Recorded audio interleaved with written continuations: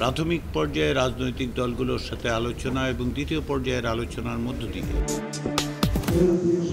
সংস্কার প্রশ্নে ফেব্রুয়ারি থেকে দফায় দফায় রাজনৈতিক দলগুলোর সঙ্গে আলোচনা চালিয়ে আসছে জাতীয় ঐকমত্য কমিশন। জুলাইয়ের মধ্যে সনদ চূড়ান্ত করার কথা বলা হলেও এখনও তা আলোর মুখ দেখেনি। 7 মাসের দেন দরবারে মৌলিক অনেক ইস্যুতে রাজনৈতিক দলগুলোকে এক জায়গায় আনতে পারেনি কমিশন। ফলে আরও এক দফা বাড়াতে হয় কমিশনের মেয়াদ।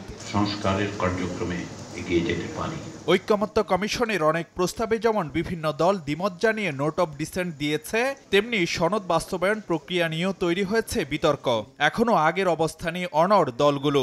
সংবিধান সম্পর্কিত সংস্কারের প্রতিষ্ঠিত পদ্ধতি সংসদের বাইরে যেতে নারাজ বিএনপি। প্রয়োজনে সুপ্রিম কোর্টের মতামত নেয়ার পক্ষে দলটি। বিপরীতে সাংবিধানিক আদেশে সংস্কার চাই জামায়াত সহ কিছু দল। আর এনসিপির দাবি গণপরিষদের মাধ্যমে নতুন সংবিধান। রোজকার সাধারণ খাবার এখন হবে অসাধারণ। প্রাণ স্বাদের মশলা, স্বাদ বাড়ায়, ঘ্রাণ ছড়ায়। পৃথিবীর ইতিহাসে কোথাও নাই যে কোনো অনির্বাচিত ব্যক্তি বা অনির্বাচিত গোষ্ঠী বা কোনো দল সংবিধান সংশোধন করতে পেরেছে। সুতরাং সংবিধান সংশোধন করার অধিকার একমাত্র নির্বাচিত প্রতিনিধিদের। অধ্যাদেশ জারি করে, স্পেশাল সাংবিধানিক অর্ডার জারি করে সংবিধান সংশোধন করার চিন্তা করা মোটেই সঠিক হবে না। দেশের মানুষ সংস্কার চায়, সংস্কারের ভিত্তিতে নির্বাচন চায়। সংস্কারের ভিত্তিতে নির্বাচন করতে হলে আইনি ভিত্তি দিতে হবে।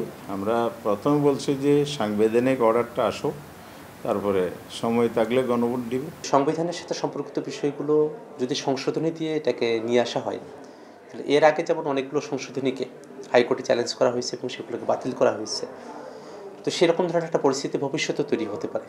সেক্ষেত্রে গণপরিষদই সব থেকে ভালো উপায়। পরস্পর বিরোধী অনড় অবস্থান এখন আর কেবল আলোচনার টেবিলই সীমাবদ্ধ নয়। দাবি আদায়ে চলতি সপ্তাহেই অভিন্ন কর্মসূচি নিয়ে মাঠে নামছে জামায়াত সহ সমমনা কয়েকটি ধর্মভিত্তিক দল। নতুন এই মেরুকরণ যে সংকট বাড়াতে পারে সে শঙ্কা উড়িয়ে দিচ্ছেন না রাজনীতিকরাও। নানা ধরনের কথা বলে এখন দেশের মধ্যে একটা জট সৃষ্টি করেছে।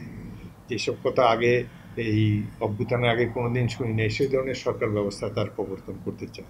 শান্ত একটা পরিবেশে যখন আমরা একটা গণতান্ত্রিক ব্যবস্থায় ফিরে যেতে চাই, জনগণের ভোটাধিকার প্রতিষ্ঠিত করতে চাই, তখনই এই নির্বাচনকে বিলম্বিত অথবা বিলুপ্ত করার জন্য এই কতগুলো দল তারা এসব কথা বলছে। আমরা সেটা চাই না।